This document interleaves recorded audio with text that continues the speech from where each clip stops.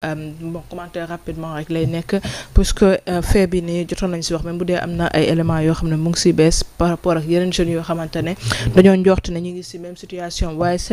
fédération sénégalaise de football génne benn communiqué di wax la fédération sénégalaise de football a appris avec une profonde tristesse et une vive émotion le décès tragique de Cheikh Touré, jeune gardien de but sénégalais résident de la commune de Yeumbeul, retrouvé sans vie à Koumassi au Ghana dans des circonstances dramatiques. Selon les informations confirmées par les autorités sénégalaises et relayées par plusieurs médias, Cheikh Touré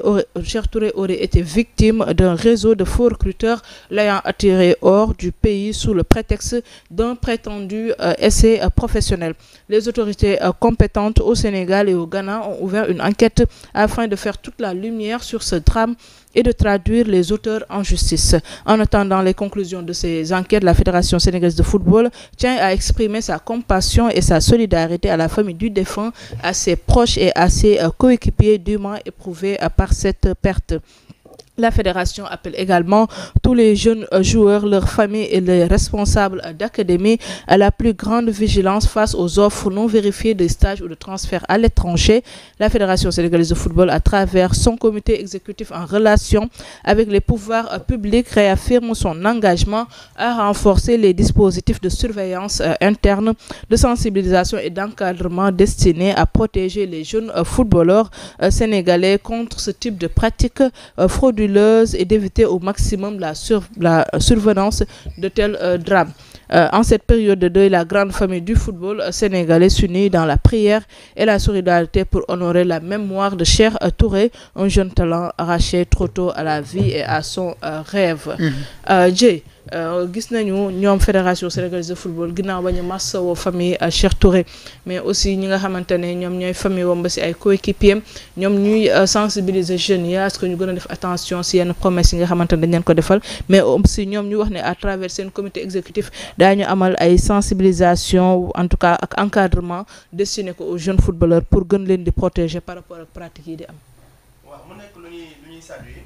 xam nga bu ñu nee Fatou, c'est normal fédération sénégalaise de football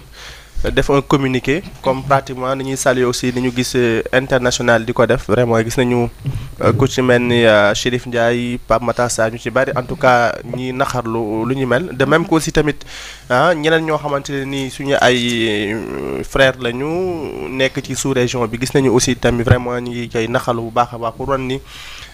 perte bi du perte Sénégal kese mais c'est une perte ci football africain ñëpp ñoo daal di perte ak aussi tamit ci anam yi nga xamante ne noonu la kiyee maintenant le communiqué dañ koy saluer maintenant nag ñoom fi ñu chuté ñun foofu lañ leen di gën a rek ñaax ñoom fédération bi jëm ci sensibilisation bi encadrement aussi bi nga xamante ne wax nañ ko jëm ci école de football yi mais aussi mën a permettre jeunes yi aussi tamit ñu bëgg a def test ñu mën ko defee fii mu mën leen yomb mais aussi tamit ñu mën leen encadrer de telle sorte que de telle situation mën a bañ a amati parce que dañ na Cheikh Touré rek moom moo feeñ xëy na yàlla dafa ne woon da koy jaarale ci Cheikh Touré pour ñu mën ko régler une bonne fois pour toutes mais am na bari na ay jeunes footballeurs yoo xamante ne en tout cas ñu ngi ci situation bi nga xamante ne ni Cheikh nekk na ko donc ñoom ñu ngi leen di xaar rek ñu def ci ay jéego fédération bi fexe ba lii daal ñu mën a dakk waaw am na solo comme gars yi ni ñu ko sotandoowee nii xam nga nekk ci libérer nos jours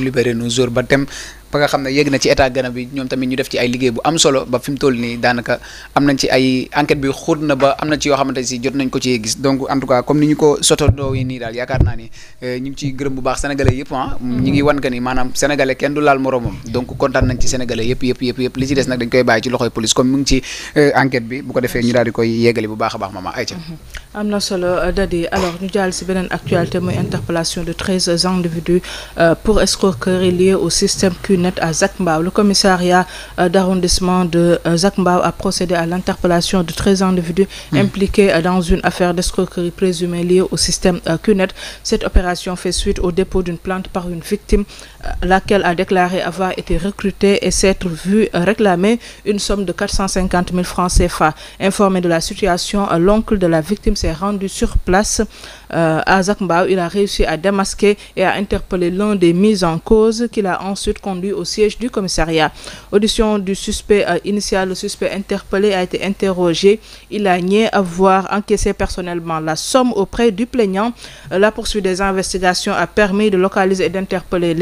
ses acolytes établis à la cité Sonatel de Zac Mbao. Au total, 13 personnes ont été interpellées dans le cadre de cette affaire. Auditionnés sommairement, tous les mis en cause ont déclaré être employés de la structure CUNET. Les éléments suivants ont été déposés par les mises en cause et ont été consignés pour celles mis sous scellé: un téléviseur écran plat, un ventilateur, une rame de papier, un ordinateur portable de marque Asus, un tableau mobile, divers documents relatifs à l'activité de la structure. Les mises en cause ont été déférées devant le parquet. Puis CUNET aussi, Jay,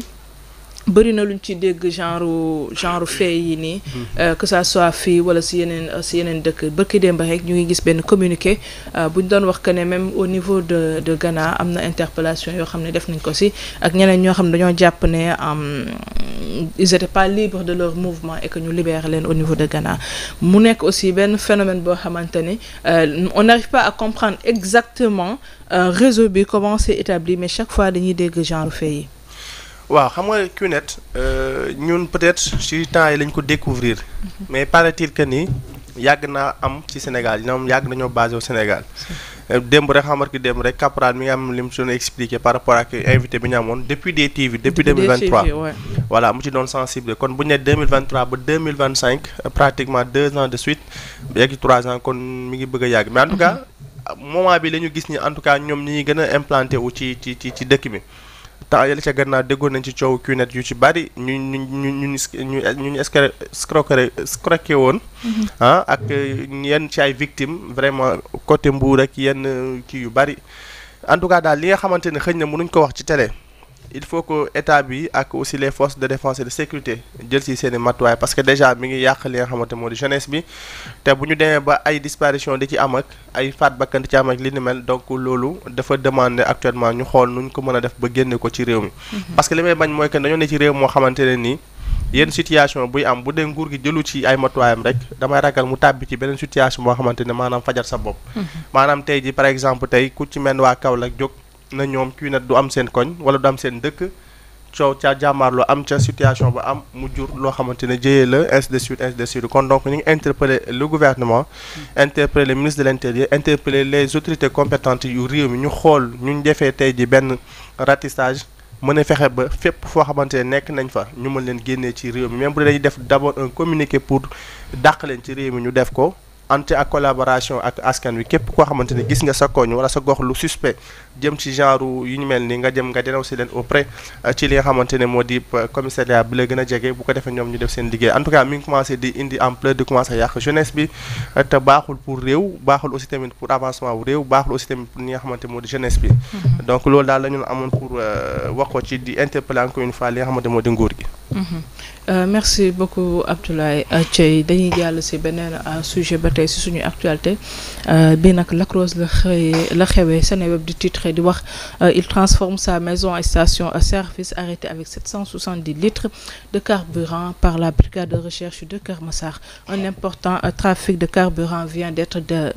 démantelé par la brigade de recherche de la compagnie de Keur Massar. Les gendarmes en civil ont arrêté un commerçant en flagrant délit à son domicile avec une importante quantité de carburant stocké illégalement. Au total, 770 litres de gasoil et d'essence ont été saisis. Tout commence par un renseignement anonyme signalant un trafic et une vente illicite de carburant à l'orée de la commune de Niag, plus précisément à Keur Maré-Mengue, secteur du Lac Rose. Sur la base de cette information, la brigade de recherche de Keur Massar met en branle une équipe de gendarmes d'observation et de surveillance. Une opération est minutieusement préparée pour démanteler plutôt, excusez-moi, une équipe de gendarmes et d'observation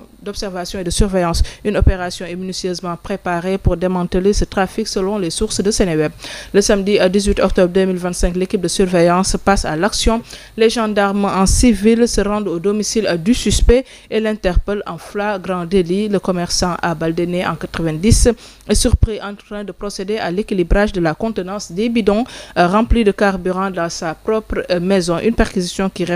révèle l'ampleur du trafic. 35 bidons de 20 litres remplis de gasoil et d'essence, soit 7000 litres. 5 bidons de 10 litres remplis de gasoil, soit 50 litres. 20 bidons d'1 litre remplis d'essence, soit 20 litres. Au total, 770 litres de carburant ont été saisis. xam nga réew mi moom xam naa ne moom man am naa fit mais gis naa ñoo ma ëpp fit trop. bilaay réew moom heure boo xëyee rek gis lu bees wala dégg lu bees. loo xamante ne ni yow da nga naan lii amut wala boog lii nit ñemewu ko mais malheureusement. da nga naan nit ñeme na lu weesu loolu. déjà yor essence carburant rek ci kër ci benn nombre dañ koy c'est interdit. parce que déjà dafa nekk benn substance boo xamante c'est inflammable inflammatoire xaw ma nañu ko mën a tuddee. déjà rek loolu c'est interdit même bu du sax question de jaay ak yooyu nga yor benn quantité rek lu tollu essence wala carburant sa kër. bu ñu ko gisee dañ koy nangu parce que dañoo jàpp ni mën na présenter un danger même ba ci station yi ñuy jaay sax essence ak yi ñu mel dafa am sax nuñ koy jaayee ka koy jaay dafa am yenn précaution yu mu war a def lu mu war a sol ak nangam yenn indication yoo xam da ko def léegi yow nga mën a jël sa kër transformer ko def ko mu nekk genre service station di fa jaay sa carburant de manière illégale.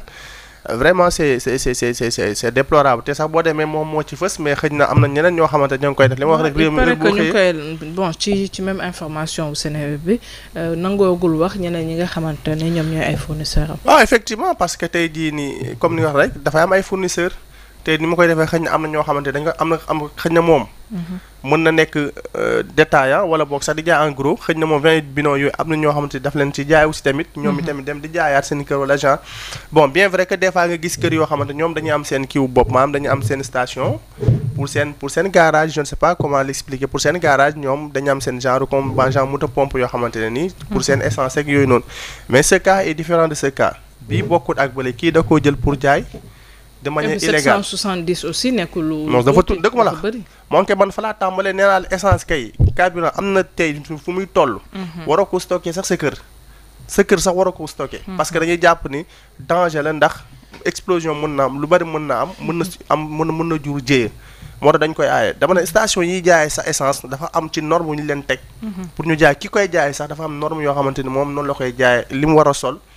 pour se protéger yow miy ñëw da ngay dégg sa ngay ñëw naan la interdit xam lan d'allumer les téléphones naan c'est pour dire que ni substance la boo xamante ne dafa dangereux léegi nga mën a permettre am ci lu toll ci 770 litres ba pare di ko jaay de manière illégale amoo benn licence bu la ko permettre amoo jaaroo ci fi nga war a jaar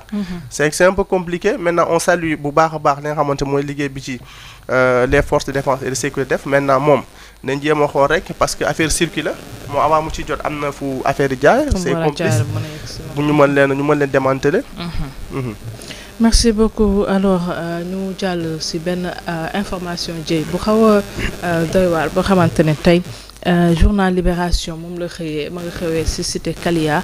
yéenekaay bi di ñu xamal la police met fin à une partouze entre homosexuels. Les 16 mis en cause surpris dans un appartement étaient en majorité nus ou en plein ébat. Footballeurs, tailleurs, artistes, danseurs, commerçants, étudiants, conducteurs de Jakarta, mécaniciens, commerçants, élèves. Ils sont âgés entre 18 et 36 ans. Un lot de préservatifs dont certains déjà utilisés, des lubrifiants, huile de corps, parfums intimes retrouvés sur les lieux. waaw xaw la wala quwwata illa billahi ñun de li ma bëggoon de xam naa defuñ ko dañu waroon bàyyi rek xale yu góor yi ne ca koñ ba ñu kàcciri leen ba mu ngi noonu parce que dafa am loo xamante ne nii mënoo xamamaam yow mënoo am dëgg man je pense que li xewoon sax ak Kaolack dina leen ragaloo tuuti wala ñu delloo leen gannaaw. mais man mënuma comprendre tey góor nan la mën a xememe moroomu góoram c'est-à-dire que man déjà rek loolu mënuma am compréhension boobu c'est-à-dire yenn yi gisee te ay xale yu góor la ñuy doon bu man da fii moom man damay bëgg man moom nanguma injustice damay bëgg toujours yoon def liggéeyam waaye maa ngi ñaan yoon buñ amate yu mel nañ leen bàyyi xale yu góor yi ñu kàcciri leen ba mu baax wala boog ñoom bu ñu demee ñu kàcciri leen parce que dafa am loo xamante ne xel da koo nanguwul man dem sax def na ko su noonu maanaam dem sax jël yëfu jàmbur sàcc sax moo ma gënal yenn yi donte baaxul mais c'est-à-dire que loolu sax on minimum nga xam ne def nga yëfu góor mais loo xamante ni mënoo am benn explication boo ko mën a joxal nekk ci réew moo xamante ne ni dañ ko fi aaye nga di ko def ba pare ay jeunes li ma naqar mooy des jeunes yu am avenir